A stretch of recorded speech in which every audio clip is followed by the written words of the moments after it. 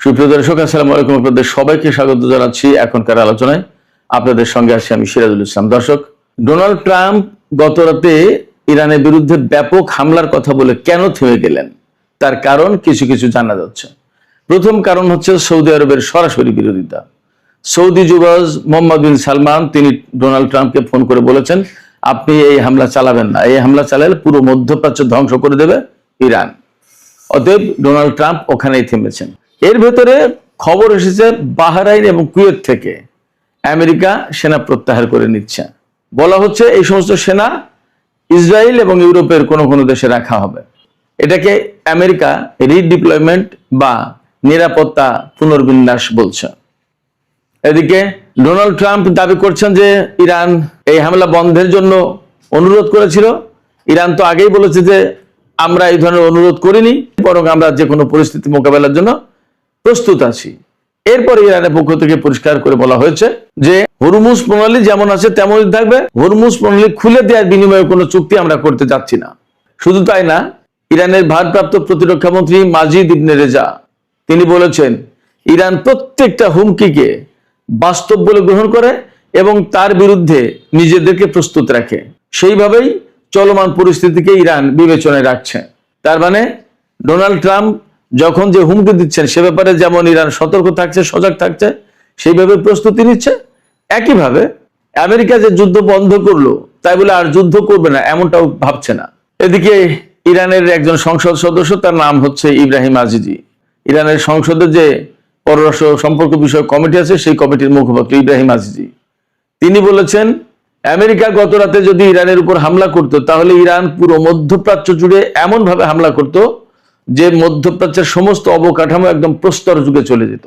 এদিকে যুদ্ধ বন্ধের কথা বললেও মার্কিন প্রশাসন পুরো মধ্যপ্রাচ্য জুড়ে 113টি রিফুয়েলিং ট্যাঙ্কার বিমান মোতায়েন করে রেখেছে। এই খবর মাত্রই বের হলো। তাদের উদ্দেশ্য কি? সুপ্রিয় দর্শক, এই বিষয়গুলো নিয়েই এখনকার ভিডিওতে আমি কথা বলবো। আশা করি ভালো লাগবে এবং আপনারা শেষ পর্যন্ত সঙ্গে থাকবেন। আর ভিডিও যদি ভালো লাগে তাহলে লাইক, কমেন্ট, শেয়ার করবেন এবং চ্যানেলটি সাবস্ক্রাইব করে সাথেই থাকবেন। দর্শক, চলুন আমরা বিস্তারিত আলোচনা করি। প্রথম আলোচনা, গত রাতে ইরানের বিরুদ্ধে ইসরায়েল এবং আমেরিকা যে ভয়াবহ হামলা চালাতে চেয়েছিল সেই হামলা হঠাৎ করে ডোনাল্ড ট্রাম্প বন্ধ করলেন কেন? এটা কিন্তু আজকে টক অফ দ্য ওয়ার্ল্ড ছিল, সারাদিনের এইটা সবচেয়ে বড় আলোচনা ছিল।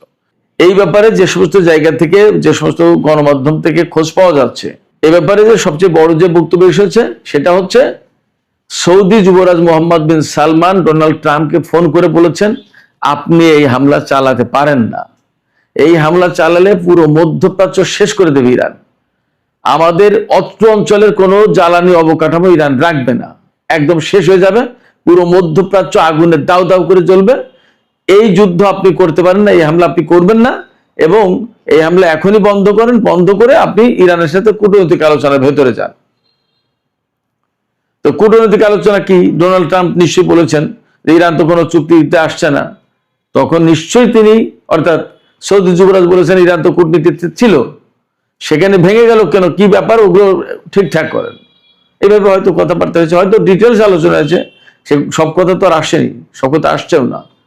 তো সৌদি যুবরাজের বিরোধিতার মুখে মূলত মার্কিন প্রেসিডেন্ট ডোনাল্ড ট্রাম্প এই হামলা বন্ধ করেছেন। এটা একটা দিক। আর বাস্তবতার নিরিখে যে বিষয়টা থাকছে সেটা হচ্ছে যে সত্যি সত্যি ইরানের যে প্রস্তুতি ছিল, গত রাত আমি ব্যক্তিগতভাবে 3টার পরে ঘুমিয়েছি, কারণ যুদ্ধ একটা হওয়ার প্রবল আশঙ্কা ছিল, সেইভাবে প্রস্তুত ছিল। এবং এর বিপরীতে ইরান সর্বোচ্চ সতর্ক অবস্থায় ছিল। ইসরায়েলের সামরিক বাহিনীকে যেমন হাইয়েস্ট অ্যালার্টে রাখা হয়েছিল, ইরান জুড়ে ইরানের সামরিক বাহিনী একই অবস্থায় ছিল এবং তাদের প্ল্যান ছিল যত বড় হামলাই হোক না কেন হামলা প্রতিরোধ করে ইসরায়েল এবং পুরো মধ্যপ্রাচ্যের অবকাঠামো একদম শেষ করে দেওয়া হবে। এই যে অবস্থা ছিল, এই অবস্থায় আসলে কারোর কোনো রক্ষা ছিল না। ইরানের ক্ষয়ক্ষতি যা হতো হতো, কিন্তু ইরান পাল্টা যে হামলা চালাতো তাতে রিয়েলি যে সিচুয়েশন তৈরি হতো তাতে মধ্যপ্রাচ্যকে চেনা যেত না। আজকে সেই জায়গায় সৌদি যুবরাজ মোহাম্মদ বিন সালমান মধ্যপ্রাচ্যকে বলা যায় যে বাঁচিয়ে দিয়েছেন। এরপর ডোনাল্ড ট্রাম্প কি বলবেন সারা বিশ্বের কাছে? তিনি তো বলেছেন যে আজ রাতেই ইরানের উপরে হামলা চালানো হবে এবং তার জন্য ইসরায়েল এবং আমেরিকা একসাথে কাজ করতে যাচ্ছে। ডোনাল্ড ট্রাম্প যখন সৌদি যুবরাজের ফোনের পর হামলা বন্ধ করলেন, তখন তিনি কি বলবেন? তিনি বললেন যে ইরান এবং মধ্যপ্রাচ্যের কয়েকটি দেশ তাকে অনুরোধ করেছেন যুদ্ধ বন্ধ করার জন্য এবং ইরান চুক্তির জন্য রাজি হয়েছে। ডোনাল্ড ট্রাম্প তার ট্রুথ সোশ্যালে বলেছেন যে আমি যে শর্ত দিচ্ছি সেই শর্ত হতে হবে এরকম যে হরমুজ প্রণালী তাৎক্ষণিকভাবে খুলে দেবে ইরান এবং ইরানের পরমাণু হুমকি দূর করবে, অর্থাৎ পরমাণু কর্মসূচি বাতিল করবে। ইরান নাকি ব্যাপারে রাজি হয়েছে, অথচ ইরানের পক্ষ থেকে একদম সরাসরি বিবৃতি দেওয়া হয়েছে ইরানের পররাষ্ট্র মন্ত্রণালয়ের পক্ষ থেকে, ইরানের পররাষ্ট্রমন্ত্রীর পক্ষ থেকে, যে এই ধরনের কোনো আলাপ আলোচনা বক্তব্য ইরানের পক্ষ থেকে দেয়া হয়নি। একদম ডাহা মিথ্যা কথা ডোনাল্ড ট্রাম্প বলেছেন, এইভাবে বলছেন। এখন ডোনাল্ড ট্রাম্প কেন বললেন এই কথা? তাহলে ওই যে নিতান্তই মুখ রক্ষার জন্য। এবং বাস্তবতা হচ্ছে কি, এর আগে কয়েকবার ডোনাল্ড ট্রাম্প এরকম হুমকি ধমকি দিয়েছেন, ভয় দেখিয়ে ইরানকে চুক্তিতে বাধ্য করতে চান, সারেন্ডার করাতে চান। কিন্তু ইরানের বক্তব্য হচ্ছে যে আমেরিকার কাছে তো ইরান সারেন্ডার করবে না। এবং শুধু তাই না, যুদ্ধ আমেরিকা শুরু করেছে, কিন্তু যুদ্ধ আমেরিকা শেষ করতে পারবে না। যুদ্ধ আমাদের কথাই শেষ হবে, অর্থাৎ আমরা যেদিন বলবো যে আজকে যুদ্ধ শেষ, সেদিন শেষ। এর মানে হচ্ছে মধ্যপ্রাচ্যে আমেরিকাকে অনেক বড় খেসারত দিতে হবে মনে হচ্ছে, ইরান ছেড়ে দেবে না। কারণ ইরান বিষয়টা এইভাবে দেখছে, তাদের সর্বোচ্চ নেতাকে হত্যা করা হয়েছে, তাদের বহু সংখ্যক বেসামরিক লোকজনকে হত্যা করা হয়েছে এবং তাদের প্রচুর সংখ্যক অবকাঠামো ধ্বংস করা হয়েছে। এই যুদ্ধ তো কোনো প্রয়োজন ছিল না। ইরান পরমাণু কর্মসূচি পরিচালনা করছে আন্তর্জাতিক আণবিক শক্তি সংস্থার তদারকির আওতায়। তার হাতে তো কোনো পরমাণু অস্ত্র নেই, অন্তত ঘোষিত, কেউ দেখাতে পারেনি। আর আমেরিকার হাতে যে অস্ত্র আছে সে নিরাপদ হয় কি করে বিশ্বের জন্য? আর যে শুধু পরমাণু কর্মসূচি পরিচালনা করছে সে ভয়ঙ্কর হয় কি করে বিশ্বের জন্য পরমাণু কর্মসূচি নিয়ে? এই প্রশ্ন তুলে ইরান বলছে যে যেহেতু এই বিষয়টা নিয়ে ইরানের উপর হামলা চালানো হয়েছে এবং অবৈধ একটা যুদ্ধ, অতএব এর শেষ দিকে ছাড়বে ইরান। এগুলো সব ইরানের বক্তব্য, আমার বক্তব্য না। এদিকে সর্বশেষ খবর মোতাবেক আমরা জানতে পারছি যে কুয়েত এবং বাহরাইন থেকে মার্কিন সেনা সরিয়ে নেওয়া হয়েছে। সব নাকি মোটামুটি একটা অংশ, এটা পরিষ্কার না, বাট কুয়েত এবং বাহরাইন থেকে সেনা সরানো হয়েছে, প্রত্যাহার করা হয়েছে বলা হয়েছে। এই সেনাদেরকে কোথায় নেওয়া হয়েছে? এই সেনাদেরকে একটা অংশ নেওয়া হয়েছে ইসরায়েলে, আর একটা অংশ নেওয়া হয়েছে ইউরোপে। যখন ডোনাল্ড ট্রাম্প ইরানের বিরুদ্ধে হামলা বাতিল করেছেন বলে খবর প্রকাশ হচ্ছে বা তিনি বলছেন, তখন তিনি কুয়েত এবং বাহরাইন থেকে সেনা সরিয়ে ইসরায়েল এবং ইউরোপে মোতায়েন করেছে। তার মানে এখানে দুটো বিষয় হতে পারে। ইরানের ড্রোন, ক্ষেপণাস্ত্র এবং সামরিক বাহিনীর হামলার মুখে মার্কিন সেনারা টিকতে পারছে না, মধ্যপ্রাচ্যে কোনো ঘাঁটি আর নিরাপদ নয়। এই কারণে আমেরিকা তাদের সেনাদেরকে সরিয়ে নিচ্ছে, প্রত্যাহার করে নিচ্ছে। এটা একটা কারণ হতে পারে এবং এটা যথেষ্ট সম্ভাবনা বেশি, এটা বাস্তবতা। আর দুই হচ্ছে যে ইসরায়েল এবং ইউরোপে নিয়ে তুলনামূলক নিরাপদ দূরত্বে নিয়ে এদেরকে দিয়ে যুদ্ধ করাবে। ইসরায়েল থেকে তো ইরানের বিরুদ্ধে যুদ্ধ করবে, এই মার্কিন সেনারাই যুদ্ধ করবে সেখান থেকে, এবং ইউরোপের কোনো কোনো দেশ থেকে, যেমন ব্রিটেন, ফ্রান্স, ইটালি, জার্মানি, এ সমস্ত কিছু কিছু দেশ থেকে। সম্প্রতি নাম এসছে বুলগেরিয়ার, এ সমস্ত দেশের ঘাঁটি থেকে। ইরান তো বলে দিয়েছে ইউরোপের কোনো দেশ যদি আমেরিকাকে সহযোগিতা করে তাহলে সেই সমস্ত দেশের উপর হামলা চালানো হবে। দেখা যাক কি হয়। ব্রিটেন অবশ্য বলেছে যে তারা নিজেদের জাতীয় স্বার্থকেই প্রাধান্য দেবে আগে। সেক্ষেত্রে তারা যা আকার ইঙ্গিতে বোঝাতে চেয়েছে আমেরিকাকে তারা ঘাঁটি দিয়ে সহযোগিতা করবে না ইরানের বিরুদ্ধে হামলার জন্য। আমরা অপেক্ষা করি আসলে কি হতে যাচ্ছে। তো ইসরায়েলে যে মার্কিন সেনা মোতায়েন করা হয়েছে, যদি ইরাক থেকে, কুয়েত থেকে বা বাহরাইন থেকে সেনা প্রত্যাহার করা হবে তাহলে আমেরিকাই নিয়ে যাক, কেন ইসরায়েলে রাখা হচ্ছে? তার মানে এদেরকে দিয়ে ইরানের বিরুদ্ধে যুদ্ধ করানোর টার্গেট থাকতে পারে। এবং এরই অংশ হিসেবে সম্ভবত 113টি রিফুয়েলিং ট্যাঙ্কার মধ্যপ্রাচ্যে মোতায়েন করা হয়েছে, মধ্যপ্রাচ্যের বিভিন্ন দেশে। কোথায় কোথায় উই ডোন্ট নো, বাট বলা হচ্ছে মধ্যপ্রাচ্যের বিভিন্ন দেশে। সেটা হতে পারে জর্ডান, ইসরায়েল তো আছেই, তুরস্ক হতে পারে, জানি না কোন কোন দেশে, আজারবাইজানে হতে পারে, কোথায় কোথায় আমরা শিওর না, দেখা যাক। তো এই পরিস্থিতিতে ইরানের উপরে যে আমেরিকা এখনো হামলা চালানোর চিন্তা করছে, এটা মোটামুটি পরিষ্কার। এই রিফুয়েলিং ট্যাঙ্কার এবং মার্কিন সেনা ইউরোপ আর ইসরায়েলে সরিয়ে নেওয়ার কারণে ধারণা করা হচ্ছে যে তারা ইরানের বিরুদ্ধে হামলা চালাতে চায়, বেটার টাইমের জন্য অপেক্ষা করছে। বাট ইরান কি করবে? ইরান ডোনাল্ড ট্রাম্পের এই কথায় একদম চুপ হয়ে যায়নি, এটা তাদের পক্ষ থেকে বলা হয়েছে।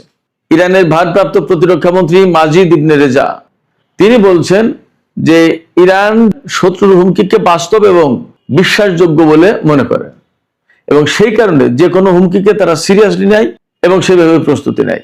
তিনি এই কথা দিয়ে যা বলতে চেয়েছেন সেটা হচ্ছে এই যে আমেরিকা যে সমস্ত হুমকি ধমকি দিচ্ছে এগুলোকে কোনো সময় ইরান কম গুরুত্ব দিচ্ছে না, তারা এগুলোকে খুবই গুরুত্ব দিচ্ছে এবং খুব সিরিয়াসলি তার বিরুদ্ধে প্রস্তুতি দিচ্ছে।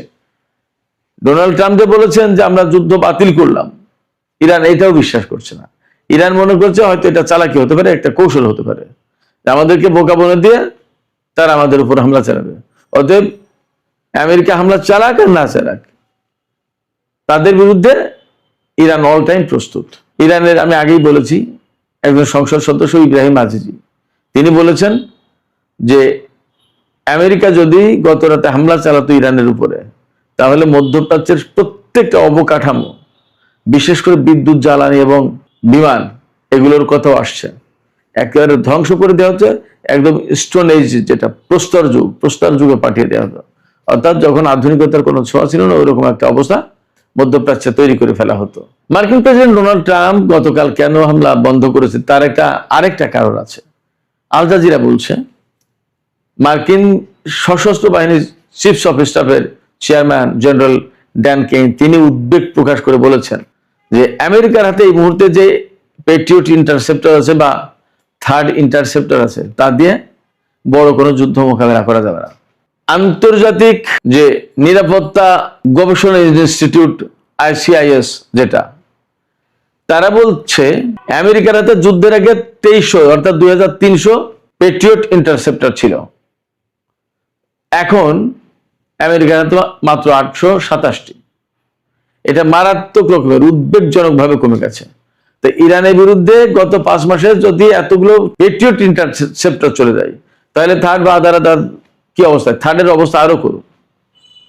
তাহলে আমেরিকার সাথে যদি চীনের বা রাশিয়ার বা আরো কারোর যুদ্ধ লেগে যায়, তাহলে তারা কি করবে?